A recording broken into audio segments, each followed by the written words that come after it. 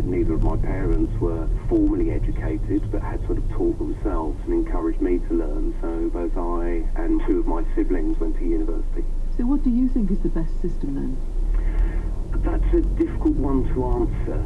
I've had a conversation about this recently with a friend of mine who teaches in a comprehensive, who put forward the case that with grammar schools, the teachers don't need to be either as good or as commanding on the basis that they're already dealing with a sort of elite.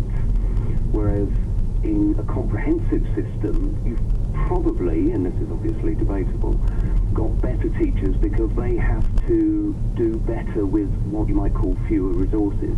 Are you making the choice of schooling for your own children now? I am, yes. So my oldest is currently applying for grammar schools. He's passed for two of them and we're awaiting the results of the third, about which he's very confident. And that's perhaps because I'm unemployed, I don't have any connections, I don't have any money, and I don't want him to suffer. I'm sure he will do brilliantly wherever he goes, but if he goes to a grammar school, I know right in 300 yards. An advantage. What sort of advantage? A social advantage because of networking, is that what you think? A social advantage, and also to a certain extent the name of the school. There'll be more preference for him, I think, when it comes to, should it come to university choices. Peter Hardy, this is Call You and Yours. Today we want to know if a place at a grammar school was your ticket to a better life. Call us now please, 03700 100 444, or email youandyours@bbc.co.uk. On social media, it's #youandyours. You can send a text to Turn right now. Joanna in Buckinghamshire has been in touch. She says, the 11 plus still makes me very angry. I'm 55, I failed it and went to secondary modern. From there I went to sixth form college and did my A-levels and went on to Lancaster University, and I got a degree in spite of them. Keep straight on this road for the next 8 miles. Called him brains. When I said I was applying to go to university, my mother questioned whether or not I was clever enough.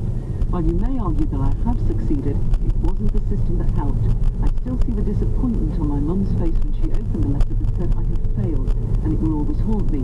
Francis in Wirral, we still have grammar schools. The system's very good for middle-class parents who can afford to tutor their children for several years, and it lets them keep their children away from the riff-raff, who may well be bright enough, whose parents either can't afford the tuition or can't afford the transport, because the schools are all in middle-class areas. Paul says, as someone from a poor working-class background born in 1949, I can honestly say I would not be where I am today without the opportunity given to me by grammar school. But I noticed when I first went with the aspirations of my fellow pupils who were interested in further education and the professions, how very different from the comprehensive education my own children received. Well, London's Mayor Boris Johnson has called the decline of the grammar school system a tragedy. He said academic selection was a great mobiliser and liberator for pupils. The Home Secretary Theresa May is supporting the expansion of a grammar school that serves her constituency. UKIP is promising a grammar school in every town. Alex Forsyth is the BBC's education correspondent. Alex, how long did the 11 plus and grammar school and secondary modern school system last in the UK?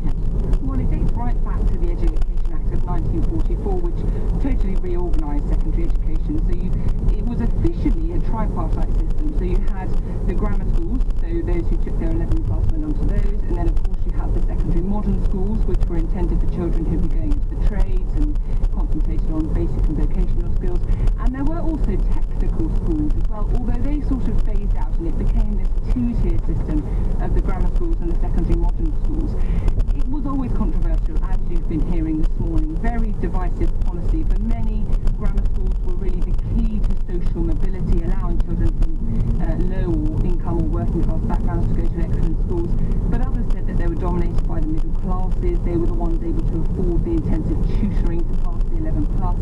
So around the mid-60s, the Labour government told local councils to start phasing them out, to replace them with comprehensive. So they had their heyday of some 20 years, although that phase-out was quite patchy because it was left largely up to local authorities to introduce. So of course we have some still remaining. Do local councils have a choice about this now,